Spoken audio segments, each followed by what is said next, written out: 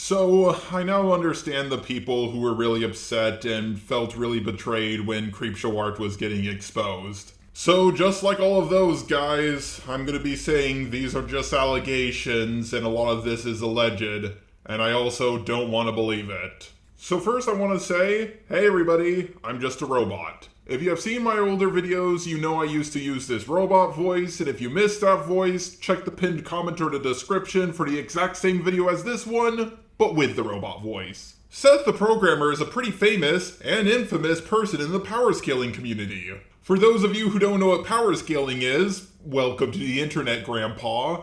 Power scaling is basically when people take characters from pop culture and they talk about who would win in a fight with another character from pop culture. Sometimes they talk about what this character can do, like they can lift buildings or they can blow up planets. Or they say if character A can beat character B and character B can beat character C, then character A can also probably defeat character C. If you've seen Death Battle, you probably know what power scaling is. If you don't know what power scaling is, check out my other channel, Fast Fictional Fights. It's like Death Battle, but even better. Lego your ego. Seth is one of, if not the greatest power scaler out there. He has debated several people, done multiple debunking videos. His videos are well edited, well written, and almost every single power scaler I know has major respect for the guy. Or, at least they used to. Many people I have met through Seth the Programmer, such as Noodles, who I collabed with on my first episode of Fast Fictional Fights, WebCamParrot, who helped me out with my all versions of Goku versus all versions of Superman video series. Oh god, I still need to make the last part of that series. Shit, not gonna lie, I forgot all about it. And just recently I discovered the channel of Surfbone. Noodles got into contact with me and shared a document about Seth the Programmer. And before I get into the document, I just want to say this is really hard for me to talk about.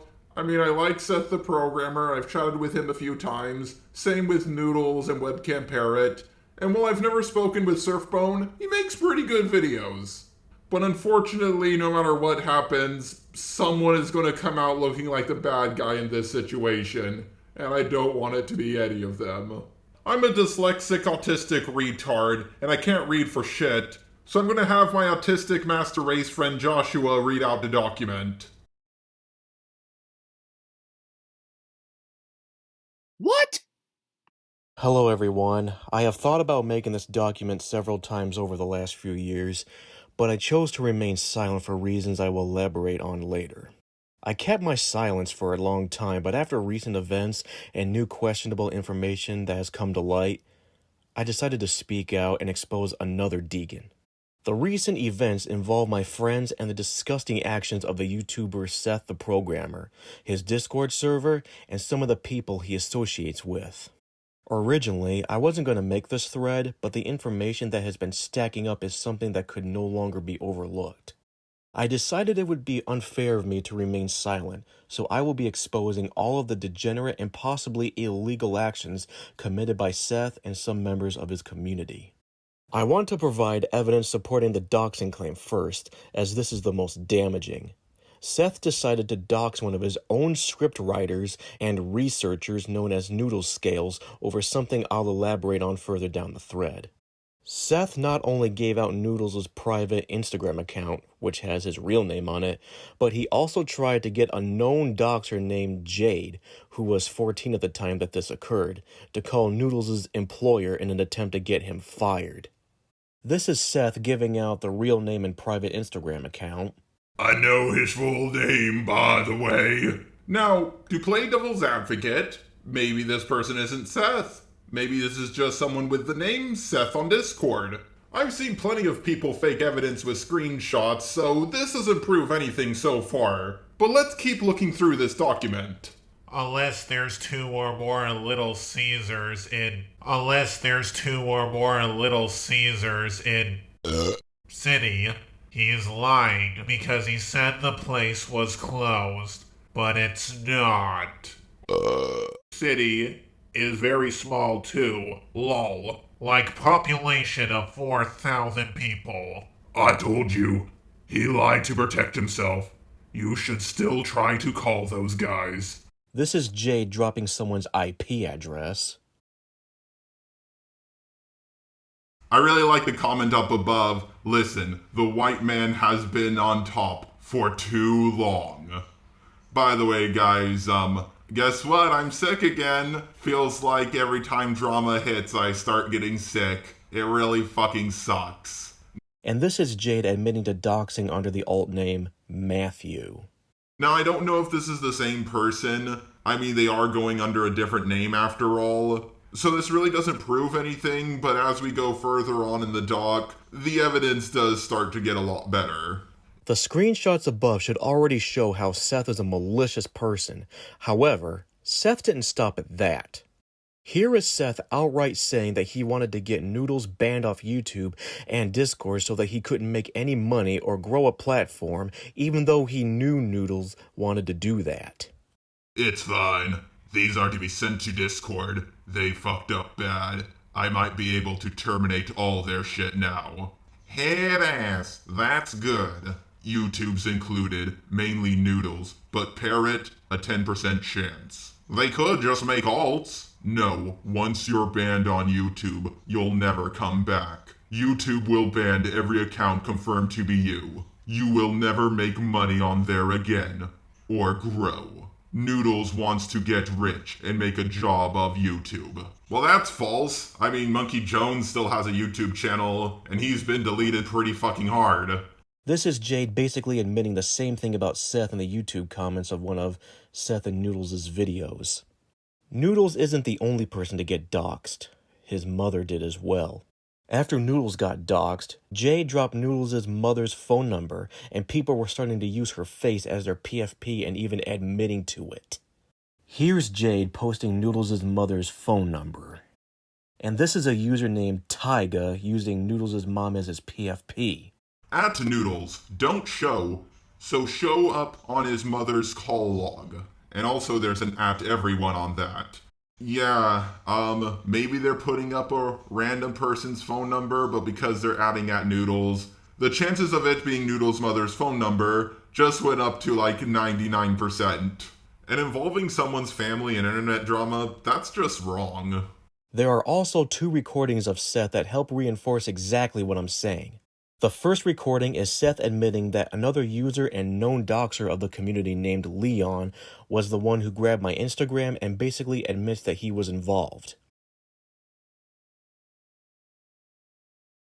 You know how I allegedly doxed him? By him publicly commenting with his real name on his Instagram under Clyde's shit when Leon looks at his fucking Clyde's Instagram and sees him commenting, bro. So yeah, that was literally Leon who did it. So, bro, we whipped out the grabber link for that one. Like, it wasn't his public fucking name on his Instagram on Clyde's DMs, bro. Not DMs, on his public post, like, with his face. Okay, now, while I can use the excuse of, hey, I don't think this guy is Seth, maybe it's just someone using, Seth's name. This is clearly Seth's voice. I've heard it multiple times, and, unless somehow Noodles got someone who can imitate his voice perfectly, yeah, this is pretty legit. Here is one of Seth's best friends, Aeroflame, confirming that Leon was trying to get Noodles fired. I'm pretty sure there's a recording out there of Leon just doing it spontaneously in the middle of a call. Like, Noodles was talking shit, and Leon responded, "Shut up, bitch, before I call your job and get you fired." The second clip is Seth literally admitting that he was digging up information on Parrot, or more commonly known as a YouTuber WebCamParrot during the Cold War, and then goes on to say that a certain someone gave him Parrot's full name, and that he now knows Parrot's full name. And Parrot, here's something that's interesting, by the way. Noodles might be interested in this as well. So, I thought Parrot was in on the Cold War, so I was starting to dig up information on Parrot, right? Mm-hmm. And let me just tell you, certain individual was able to fucking give his full fucking name right off the bat, and I was like, what the fuck? So I actually know Parrot's full name because of this individual. Now, to be fair, I'm going to play devil's advocate for Seth. I have a lot of the real names of YouTubers who have done videos on me. Not because I'm going to use it against them, but just because people have approached me and gave me the information. This is definitely going to be taken out of context, but doxing someone or having their dox is not wrong. Releasing that dox, or trying to get that dox leaked so a whole bunch of people see it, is wrong, especially when you use it to threaten someone. This shows that Seth doesn't like doing his own dirty work and gets others to do it for him.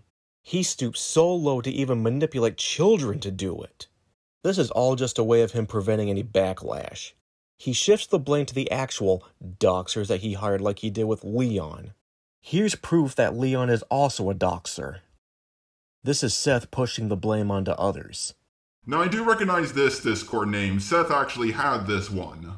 Of course, just like with someone using the name Seth on Discord, it still could be someone pretending to be him, but considering Noodles is having a conversation with this person, there's a high chance that this is the real Seth. It's just Seth saying, but other people doxed you. But then Noodles started pointing out that he posted the DMs and the recording. And Seth doesn't deny this, so it looked a little bit fishy. Let's say there's a YouTuber I'm beefing with, and they get doxed. If I post that dox so more people see it, in my book, that's still doxing. But that's not all. During the Discord court case, Seth decided to dox Surfbone's face just for the sole purpose of making fun of him and bullying him. So what I'm guessing is that either Seth or Clyde knew what Noodles' face looked like. So because Noodles used his real name and real face on Instagram when he commented on one of Clyde's posts, they discovered what his real name was. I've seen what Noodles looks like too. He kind of looks like a really inbred duke. That chin goes on for miles. Or for international viewers, kilometers. And yes, to me this is doxing. I understand I said in my no bullshit video that when Brooks got his name quote-unquote doxed, it was because people found another channel of his that had tens of thousands of subscribers with his real name on it. But that's a bit different from just, commenting on someone's fucking Instagram. He did apologize for making fun of it, but he never apologized for the face dox itself. Surfbone, leave this thing alone. Don't talk to anybody about this again! Exclamation point. Hey, I wanted to say I'm sorry for making fun of your appearance during the court thing. I don't think I was in the wrong for recording or anything, but I do feel like attacking you on that appearance level was uncalled for. I'm gonna be real here. I think most people would rather have their appearance made fun of than being recorded without their consent. And I think even more people would be pissed off if their face was doxed. There is a more disgusting situation I want to highlight that is also the reason why Noodles and Seth had a falling out. Seth is part of, and possibly was the one that orchestrated, a defamatory smear campaign against a small YouTuber known as Surfbone. Seth and his group were and still are claiming Surfbone as a rapist and rapey boy to the point that there were court cases in Discord. Now, just a quick explanation of the story. Surfbone told a story to Seth and Noodles in Seth's private server VC of the first time that he got drunk and had sex. Surfbone told this story very poorly the first time, saying exaggerated and hyperbolic statements, and Seth recorded it without anyone's knowledge. After this, Seth and his group decided to essentially hold a witch trial against Surfbone, trying to prove he was a rapist or that he was a liar about the situation, giving Surfbone a false dilemma where he can't win. Surfbone has explained and clarified the story multiple times since this recorded VC. The girl involved was more than happy to explain her side. She cleared his name and also confirmed that she was the one who initiated what happened between them. This video is of the girl explaining her side in a private VC that she consented to having recorded. The video has been edited to blur her username to protect her identity from any harassment that could be directed at her. So, the situation with Surfbone, no, he's not a rapist. So what happened was we both went to a camping trip and drank way too much, and it was a shitty situation. Don't get it twisted, but in no way is Surfbone responsible for what happened. I was the one who suggested it. He was in no way the initiator there. So yeah, we've talked it out and everything's okay. So it's really no one else's business to get involved here. However, this video and the clarification of the story, both of which Seth has seen and heard, are still ignored and overlooked to this day as it goes against the narrative he has painted. It's not my fault. It's always our fault. Now, having coitus with someone while they're tipsy is not automatically a hot Cosby. I've had relations with a woman while she was tipsy, but we consented beforehand. I mean, even if the alleged victim doesn't think of themselves as a victim, then it's pretty cut and dry that Surfbone is innocent. But how do we know this is the same person? He could have just hired someone to do this. What kind of person would accept to doing something like this? I mean, if they leaked out that, oh, by the way, I'm not the same girl and Surfbone paid me to say these things, then it's just going to make Surfbone look way too guilty. And I think he's smarter than that. Here's Seth calling Surfbone a rapey boy who he wanted to bully off on a whim. This is Seth backtracking and claimed that he was grandstanding the liar narrative. And this is Seth admitting that Surfbone isn't a rapist, just a liar. Here, Seth is trying to defend himself for privately recording Noodles and Surfbone. His defense was that Jade thought what Surfbone was saying was creepy, but Jade actually sent Noodles his DMs with Seth when Seth was trying to get him to say it so he could fake the evidence to Noodles and justify it through Jade. I also want to state that Noodles and Surfbone do not recall Jade being in the call when Surfbone told the story, nor were they aware that Jade heard Surfbone's story through the recording or by using an alt account in the call. This is Seth using Jade as an excuse to record the call. And here's Seth in Jade's DM telling him to agree with this made-up narrative. There are many other things I would like to bring up. However, I think this is more than enough to show that Seth is a terrible person and degenerate. He associates and contracts with doxers, is a doxer, will manipulate a child, and is willing to slander someone off on a whim for shits and giggles. Now, a lot of this evidence is pretty decent, and I'm willing to wait for Seth to give his own statement about this. But assuming all of this is true, Seth is a big guy, and he's a pretty edgy YouTuber, so he's probably not going to get canceled. When you portray yourself as a nice guy and you get exposed for doing something bad, you get a lot more shit than if you portrayed yourself as an asshole. And Seth definitely portrays himself as an asshole. If you're PC, you're less likely to get canceled, but when you do get canceled, it's a lot more deadly. If you're edgy like Keemstar, yeah, you're gonna have a whole bunch of videos and a whole bunch of tweets made about you, but you're not gonna take a whole lot of damage. A lot of people are just gonna say, oh, Seth is being an asshole again, what else is new? The worst case scenario for Seth, if this is true, is this will cause a whole bunch of people to see blood in the water, and a whole bunch of people are going to come for him all at once, revealing a whole bunch of shit that happened behind the scenes. But just like with Nostalgia Critic, I still like Seth's content and will still watch it. I would like to ask all of you watching this video to please not attack Seth, and wait until he makes a public statement. Now, assuming Seth is innocent and Noodles, Parrot, and Surfbone are lying, yeah, they're gonna get crushed. I mean, they're going up against Seth the fucking programmer. I think the best case scenario for all of this is that this is just a big misunderstanding and someone else is pulling the strings and manipulating everyone.